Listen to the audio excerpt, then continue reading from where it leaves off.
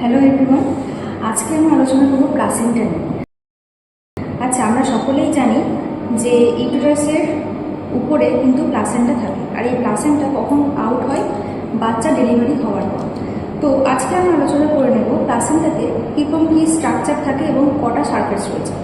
দেখো, প্লাসেন্টা যদি আমরা এরকমভাবে উঠাই তাহলে এই যে সারফেসটা দেখতে পাচ্ছ, এই যে এই উপরে যে সারফেসটা, এটা হচ্ছে আম্বিলিকালের, মানে এই আম্বিলিকাল কর্ড রয়েছে, এটা হলো বাচ্চার দিকে। এবং এই যে সারফেসটা দেখতে পাচ্ছ, এইটা হলো ম্যাটারনাল সারফেস। ঠিক আছে, যেটা এখানে দেখো অনেক রকমের কটিলিডন রয়েছে। এই যে এরকম যে কটিলিডনস, এগুলোকে বলা হয় কটিলিডনস। এবং এখানে কটিলিডনস থাকে 25টার মতো, 20 থেকে 25টা কটিলিডনস থাকে। এবং দেখো এখানে অনেক কিন্তু ব্লাড ক্লটও রয়েছে। এবং এইগুলো আমরা কখন চেক করি? যে বাচ্চা ডেলিভারি হওয়ার পরে এই কটিলিডনসগুলো যদি মিসিং থাকে, সেক্ষেত্রে কিন্তু মায়ের পিপিএইচ হয়ে যাওয়ার চান্স থাকে। তাই আমাদের কিন্তু এরকমভাবে কাউন্ট করে নিতে হবে যে মায়ের ইউটেরাসের ওখানে কটিলিডনস থেকে গেছে কিনা। তো এটা থেকে গেল। এবং এই যে প্লাসেন্টা, এই প্লাসেন্টার ওজন কত থাকে? প্লাসেন্টার ওজন থাকে 500 গ্রামের থেকে 600 গ্রাম, মিনিমাম 500 থেকে 600 গ্রাম কিন্তু থাকে।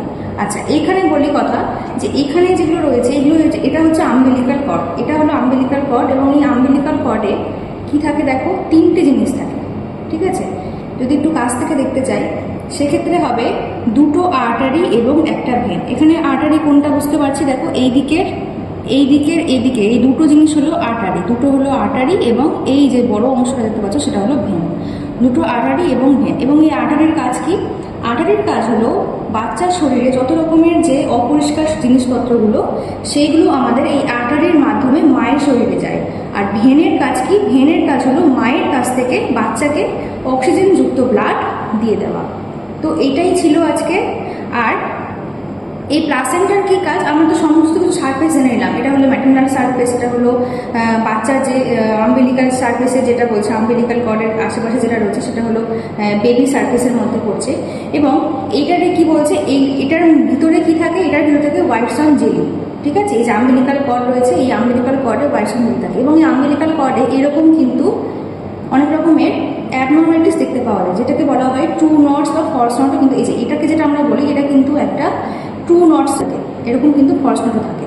তো এরকম অনেক নটস দেখতে পাওয়া যায় অ্যাবনর্মালিটিসের ক্ষেত্রে, কিন্তু এই ক্ষেত্রে কোনো কিছু নেই। এবং আম্বিলিকাল কর্ড সবসময় কিন্তু এই প্লাসেন্টার সেন্টারে অবস্থিত থাকে, এটা নর্মালিটি। কিন্তু যদি আমরা কখনো দেখতে পাই এখানে, সেক্ষেত্রে অনেক কিন্তু ক্রাইটেরিয়া রয়েছে, সেগুলোর অনেক নাম রয়েছে, সেগুলো আলোচনা করবো আমরা পরে।